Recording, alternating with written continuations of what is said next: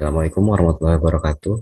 Uh, Sebelumnya perkenalkan, nama saya Muhammad Syarul Adin dengan NIM 1210116028. Jadi pada kesempatan kali ini saya akan menjelaskan atau membahas jawaban UTS saya pada mata kuliah Keuangan Publik Syariah yang diampu oleh dosen Dr. Dedi Irwansyah, SEI MA. Langsung saja kita ke jawaban yang pertama.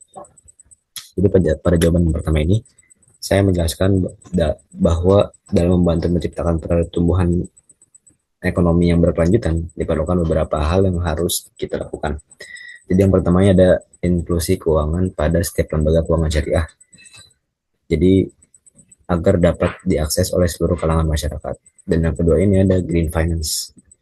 Jadi untuk mendorong pembiayaan yang ramah lingkungan dan berkelanjutan. Dan yang ketiga ini ada penggunaan finansial teknologi untuk menciptakan solusi keuangan digital yang dapat mudah diakses dengan cepat dan juga aman. Dan yang terakhir ini ada meningkatkan literasi keuangan syariah untuk memastikan bahwa masyarakat dapat memanfaatkan secara optimal produk keuangan syariah.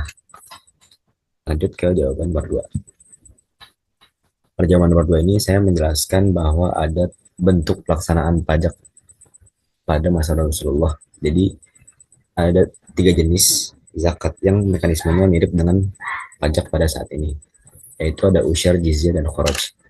Nah, akan tetapi dalam Islam, penerapan pajak ini harus memenuhi beberapa prinsip, yaitu ada prinsip keadilan, yang mana pajak harus didistribusikan dengan adil. Dan yang kedua ini ada transparansi, pelaksanaan zakat harus secara terbuka dan juga akuntabel. Yang ketiga ini ada proporsional. Jadi pajak atau zakat dikenakan kepada masyarakat yang mampu dan juga memiliki harta yang telah mencapai nisab, sehingga tidak membebani masyarakat yang uh, kurang mampu. Dan yang terakhir ini ada kesejahteraan. Pajak ini digunakan untuk kepentingan publik yang manfaatnya harus dirasakan oleh semua kalangan masyarakat dan juga mustahik. Lanjut kita ke nomor 3. Nomor 3 ini saya menjelaskan jenis-jenis institusi keuangan publik Islam. Jadi yang pertama ada Baitul Mal. Baitul Mal ini bertugas dalam mengelola dana zakat, sedekah, dan juga infak, yang mana berfungsi untuk membantu perekonomian masyarakat dengan pendistribusian dana yang tadi secara tepat sasaran. Dan yang kedua ini ada lembaga zakat, yaitu lembaga yang menghimpun, mengelola, mendistribusikan dana zakat untuk kesejahteraan mustahik dan juga umat. Dan lembaga zakat ini berperan untuk mengurangi tingkat ketimpangan dan kemiskinan dengan adanya redistribusi kekayaan dari pihak kaya kepada pihak yang kurang mampu. Yang ketiga ini adalah lembaga wakaf, yaitu lembaga yang mengelola harta wakaf untuk kepentingan umat. Lembaga ini berperan untuk memberikan manfaat dari pengelolaan harta wakaf kepada mauquf alih atau penerima wakaf. Dan yang keempat dan terakhir yaitu ada perbankan syariah. Jadi perbankan syariah ini menyediakan layanan keuangan yang sesuai dengan syariat Islam dan juga membantu masyarakat dalam bertransaksi sesuai dengan hukum Islam. Lanjut ke nomor 4. Jadi di sini saya menjelaskan beberapa strategi pengembangan OPZ di era Gen Z. Yang pertama, perlu adanya digitalisasi layanan zakat. Jadi OPZ harus menciptakan aplikasi yang dapat digunakan sebagai tempat pembayaran zakat secara online. Dan yang kedua, ada harus dan perlu adanya sosialisasi melalui media sosial. Jadi penggunaan medsos seperti TikTok, Instagram, dan YouTube ini dapat dijadikan sebagai media edukasi masyarakat mengenai zakat. Yang ketiga ada kolaborasi dengan influencer. Nah, jadi perlu ada OPZ ini perlu berkolaborasi dengan tokoh populer yang mana dapat meningkatkan partisipasi dan juga kesadaran masyarakat akan pentingnya dari zakat itu sendiri.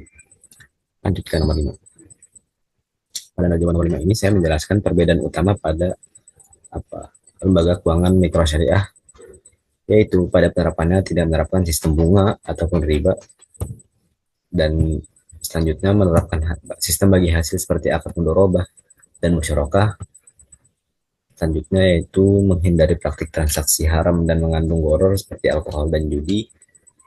Dan yang terakhir ini tujuan dari LKMS tidak hanya berfokus pada tujuan dari lembaga keuangan mikro syariah ini tidak hanya berfokus pada profit, melainkan juga berusaha untuk meningkatkan kesejahteraan umat.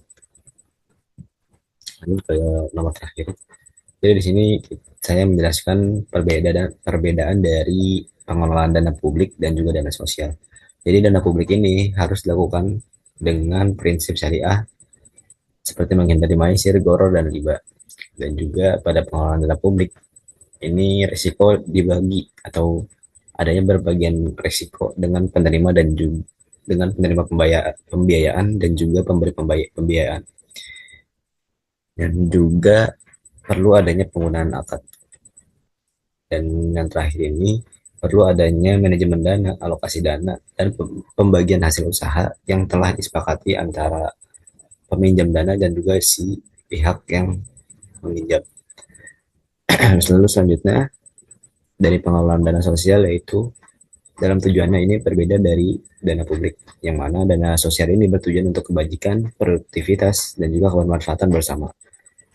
Dan dalam dana sosial juga pengelolaannya juga harus sesuai dengan prinsip-prinsip syariat Islam. Mungkin itu saja yang bisa saya sampaikan. Kurang lebihnya mohon maaf. Wabillahi taufik wal hidayah. Wassalamualaikum warahmatullahi wabarakatuh.